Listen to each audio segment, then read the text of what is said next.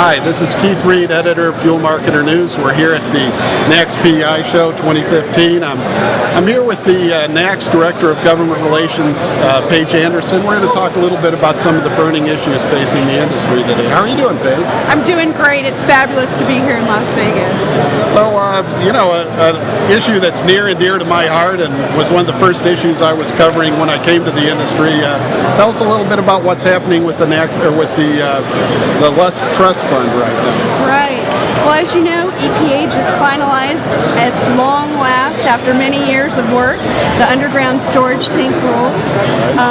The original proposal, we had a lot of concerns and we were able to work through those. I think the final rule was they did a pretty good job. They really took in our industry's concerns, and we hope the implementation will go just as smoothly. Sure. But you got that trust fund issue out there. We do have the trust fund, you noticed that.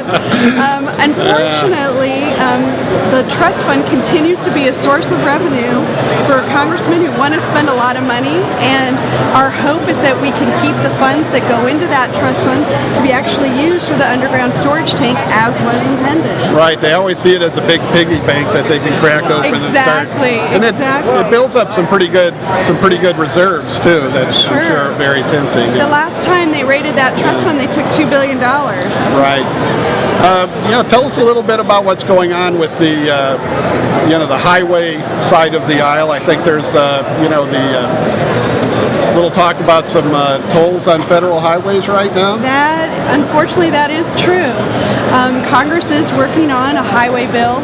In July, they passed a short-term spending gap to be able to continue funding for the federal highways through December, although recently Department of Transportation announced that that funding may continue into early next year, which is good news for the Highway Trust Fund.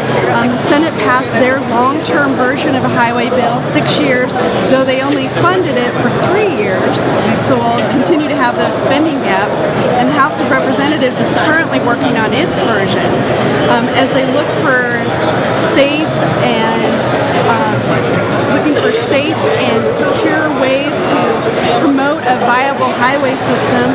Funding really ultimately is the challenge in trying to have a long-term highway bill, and one of the solutions they're looking at is allowing states to be able to toll federal highways, which, as you know, would be a big problem for our industry because that's access to our stores and retail outlets. I think it'd be a big problem for a lot of their constituents as well. I think so too. I mean, they're already paying a gasoline tax, and you would get double dipping there for their pockets.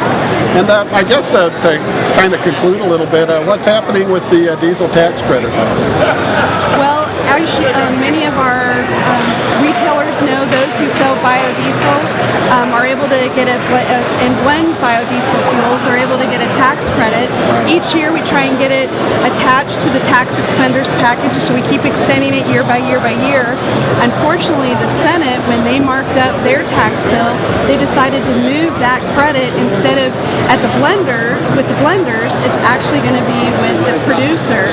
And that tax credit is vital to keep it with the blender because that helps us conform with the RFS, the Renewable Fuel Standard. And it was always intended to be a consumption tax, so we're working really hard to make sure that that moves back and stays with the blender and not the producer. Well, thank you very much. I appreciate the time. It's been an excellent show. Thank you so much for being here. It's been a fabulous show. We appreciate it.